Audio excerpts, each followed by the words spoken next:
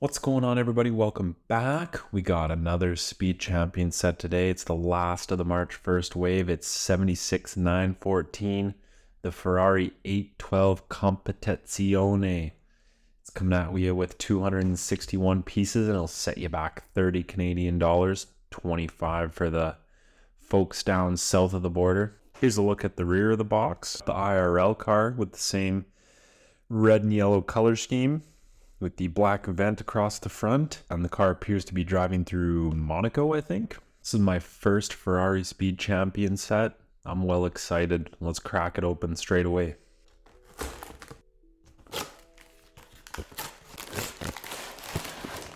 Standard fare here, 2 boxes, instructions, stickers, chassis, new chassis piece.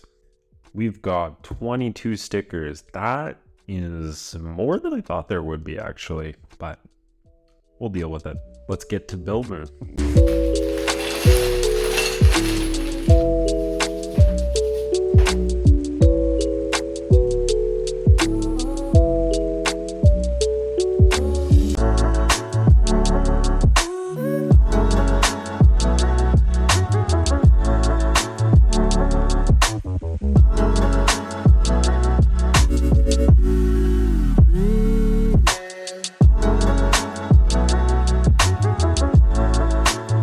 One is done, so we've got the rear and the chassis going. A lot of stickers so far. The exhausts are awesome. Little stud shooters. Also, there are a couple of prints. Printed headrest with Ferrari logo. And these rear vents here are printed on this side and a sticker on the opposite side, or adjacent side, sorry. Also, the rear spoiler was kind of cool to build. On to bag 2.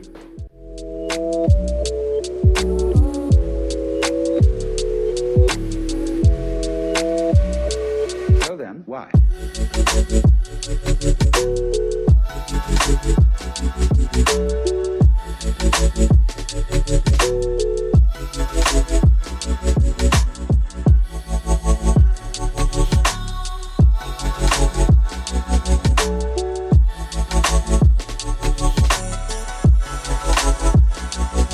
Here we are, all done, and I'll get straight into it. I think it looks amazing.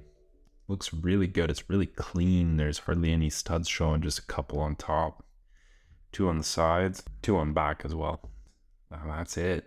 The biggest positive straight away, I think this is probably the best or most accurate looking of all the Speed Champions of this wave. I think they did a really good job capturing the car. It's got that nice fastback look that the 812 and 812 Competizione are known for, and I think it looks, the proportions are perfect. The back axle actually sits a little bit lower, 1 plate lower than the front axle, so it does sit at a slight angle, but it works. It looks really good. I think the side profile is the best view of it, particularly right around here. I just love the shaping they got there. It looks really good. And the interior is good. It's simple, but pretty accurate to the real car with the black and yellow color scheme. As accurate as they can be in this scale, I would say. As noted by a bunch of people, the sticker for the center console in the interior is upside down. If that's something that matters to you, it's not that big of a deal, but in the instructions, it's upside down. One thing that I think is excellent, it's not even accurate to the car, but these printed rear taillights just with the black on there, it's just a little detail that adds a lot. I'm picturing that on the Ford GT Heritage Edition, because that's really accurate to how those taillights are. So they would have been very welcome on that set, I think. Also, of course, the rear end with the stud shooters, that's pretty fun, so you can fire some stuff out of your exhaust if you're into that. So if you're childish, such as myself, get that going. Oh. Another plus of this set that I just remembered, they kind of use the black tiles here to bring down the window visually. I mean, it's not actually bigger, but it does visually sort of trick your eyes into thinking that the front windscreen's longer than it is. which is a pretty clever little trick, and I like how they did it. Also, the way the rear spoiler was done, it's all on an angle with just a bunch of angles is really cool. A lot of this black, I think it's a vent on the real car, is brick built as well, which is nice to see. For the negatives, there's only two real big glaring ones. That is, the build isn't particularly interesting overall. It's not even any fault of this car's. The problem is the Speed Champions have set my expectations so high that this just falls short of it, and it's not bad at all. Don't get me wrong, it's a good build. It's just not as good as like the McLaren double pack, for example. I think is better. Next is the stickers. They're 22, which is less than the Porsche 963 by a fair margin, but these just felt more fiddly and really annoying to put on. There's lots where because you have to kind of line up the stripe all the way down through the car, and it's across a whole whack of stickers. And it's just really frustrating and annoying to put on. Makes me wish that they just did the 812 Superfast, not the Competizione, because then they wouldn't have the stripe and we wouldn't be here talking about this problem. But alas, here we are.